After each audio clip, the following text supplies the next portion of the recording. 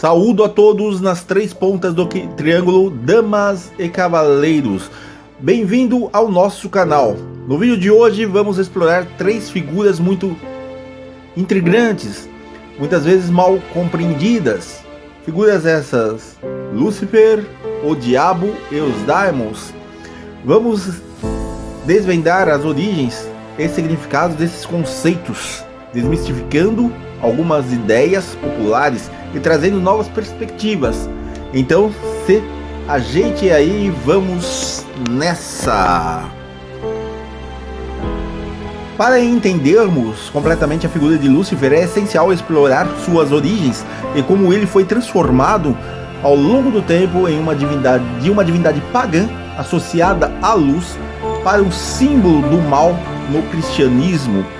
Então, vemos assim a origem pagã de Lúcifer, o portador da luz. A palavra Lúcifer vem do latim Lucem Terrae, que significa portador da luz. Nos tempos antigos, Lúcifer era referenciado como o planeta Vênus, ou reverenciado na visão do planeta Vênus, conhecido por brilhar intensamente no céu da manhã. Daí o nome, a estrela da manhã, anunciando assim um novo amanhecer. Na literatura greco-romana, Lúcifer, como estrela da manhã, aparece em várias obras literárias clássicas. O poeta romano Ovídio, em sua obra Metamorfose, menciona Lúcifer como precursor da aurora. Essa associação reforça a ideia de Lúcifer como um símbolo de luz e renovação, sem qualquer conotação negativa. É importante notar que nessas tradições, Lúcifer não é uma figura maligna.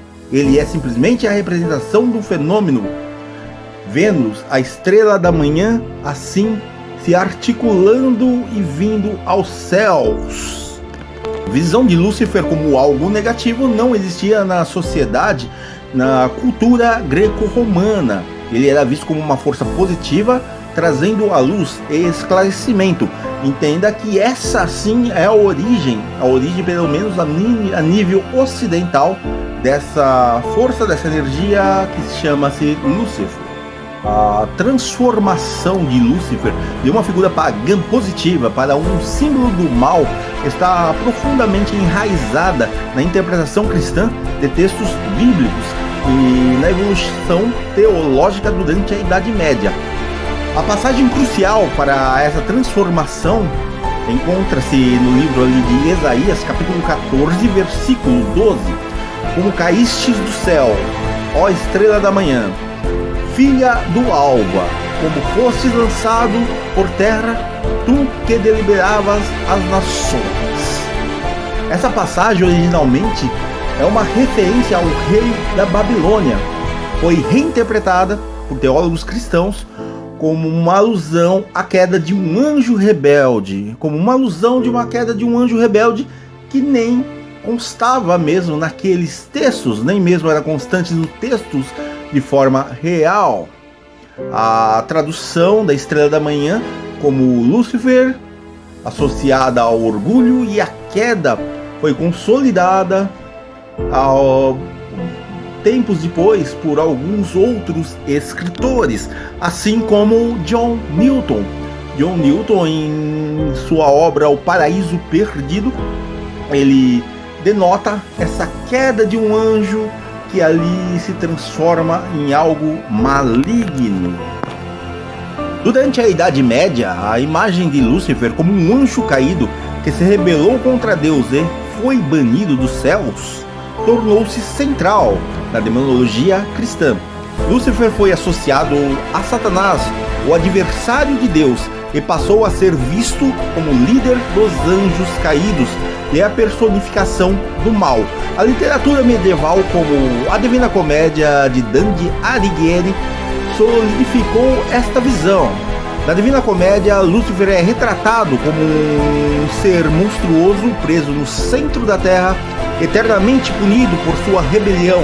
Essa representação influenciou profundamente a imaginação popular e a religiosa da época. Para além disso, a iconografia medieval retratava Lúcifer como características animalescas, características aterradoras, contrastando fortemente com as suas origens, um portador da luz. A figura de Lúcifer foi utilizada pela igreja para simbolizar o perigo do orgulho e da desobediência a Deus, servindo como um aviso moral aos fiéis. Lúcifer, inicialmente uma figura pagã associada à luz e ao amanhecer, passou por uma transformação radical. Ao ser incorporado à teologia cristã, deu um símbolo positivo de iluminação. Ele foi reinterpretado como um anjo caído em uma personificação do mal. Essa transformação foi um processo complexo, envolvendo reinterpretação de textos bíblicos e evolução de crenças teológicas ao longo de séculos. Compreender essa evolução nos permite ver como as figuras mitológicas religiosas podem mudar significativamente ao longo do tempo, refletindo as necessidades e preocupações de uma cultura que assim o adotam. A história de Lúcifer exemplifica como uma figura pode ser recontextualizada de uma maneira que serve a narrativas morais e espirituais pouco compensáveis. Falemos agora um pouco sobre a figura do diabo. Ao contrário de Lúcifer, tem raízes diretamente ligadas ao desenvolvimento das religiões abrâmicas, especificamente no cristianismo. O diabo, também conhecido como Satanás, é personificação do mal e o adversário de Deus, o Deus abrâmico. Sua imagem e papel evoluíram ao longo dos séculos, incorporando aspectos de diversas tradições, culturas e religiões. A concepção de diabo no cristianismo foi influenciada por várias fontes. No judaísmo, o termo Satã, adversário ou acusador, aparece no Antigo Testamento, referindo-se a um ser que atua como adversário dos humanos e do acusador perante Deus. No livro de Jó, por exemplo, Satanás, ou Satã, desafia a fé de Jó, mas não é retratado como um ser totalmente maligno, mas sim como alguém que testa a humanidade. Com o advento do cristianismo, esta figura foi reinterpretada e ampliada. No Novo Testamento, Satanás é visto como um tentador que desafia Jesus no deserto, tentando desafiá-lo de sua missão divina. Essa narrativa, reforçada a ideia de Satanás como antagonista principal do drama cósmico entre bem e o mal. Cabe salientar que essa atitude de Satanás, entre Satanás e Deus e o diabo, Deus e Satã, criam todo coerente dentro de uma narrativa cristã onde o bem e o mal estão em constante batalha, ou seja, um não subsiste sem o outro. São conceitos contrapostos, mas contrapostos dentro de uma mesma religião, de uma mesma cosmogonia. São como forças que dependem uma da outra para desenvolverem e subsistirem. Além da tradição judaica, a figura do diabo foi moldada por influências de outras culturas. A dualidade entre o bem e o mal, presente também no zoroastrismo, por exemplo, introduziu a ideia de um conflito cósmico entre forças opostas. Angra Mainyu, ou Ahriman, o espírito destrutivo e maligno do zoroastrismo, compartilha características com o diabo cristão. As mitologias greco-romanas também instrumentaram para a formação da imagem do diabo. Diversas divindades e espíritos malignos dessas tradições foram assimilados e reinterpretados à figura de Satanás. Elementos como o deus Pan, com seus chifres e pés de bode, por exemplo, foram incorporados na iconografia medieval do diabo. A igreja medieval, por sua vez, desempenhou um papel crucial na consolidação da imagem do diabo, como uma personificação do mal absoluto. Durante a Idade Média, o diabo foi retratado como o grande inimigo de Deus e da humanidade, fomentando o medo e superstição. O diabo foi frequentemente associado a práticas pagãs e heréticas, consolidando a ideia de que qualquer desvio da doutrina oficial era obra de Satã, Satanás. Na literatura medieval, como na Divina Comédia, Dante Alighieri, O Paraíso Perdido de John Milton, que já foi falado acima, também ajudaram a popularizar e definir a figura do diabo na cultura ocidental, apresentando-o como um ser poderoso, astuto, sempre à espreita para corromper a alma humana.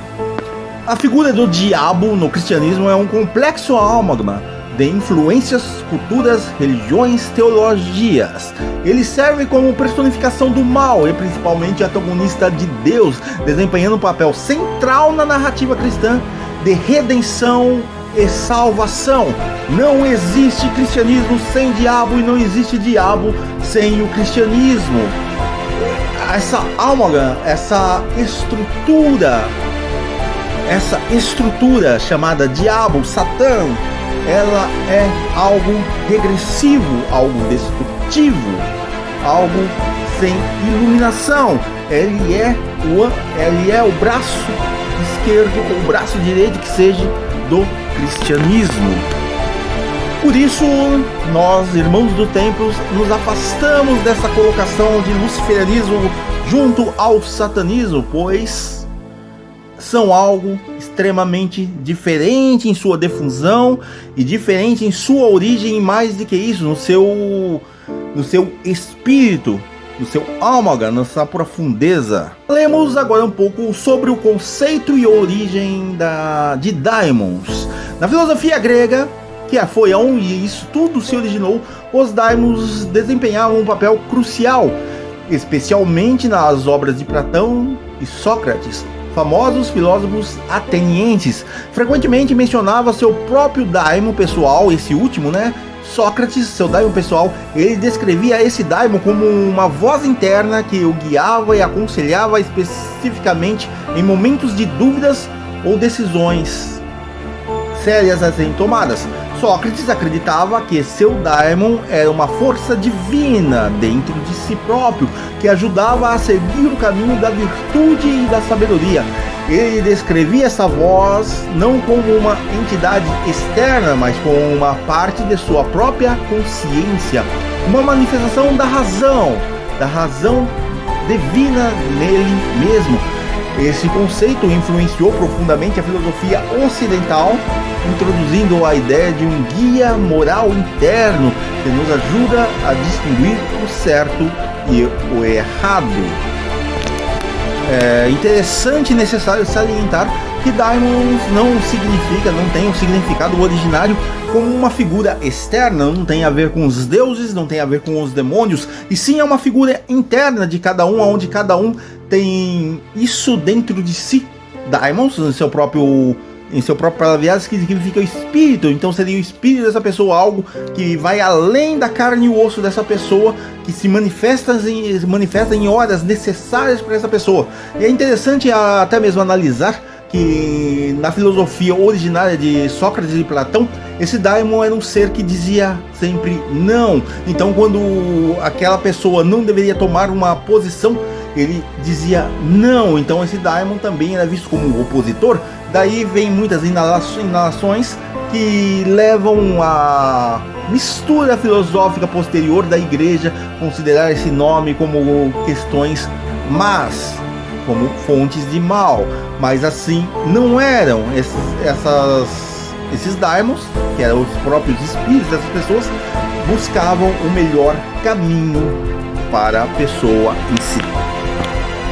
Esperamos que conseguimos esclarecer as origens e conceitos por trás dessas três figuras: Lúcifer, Diabo e Daimon.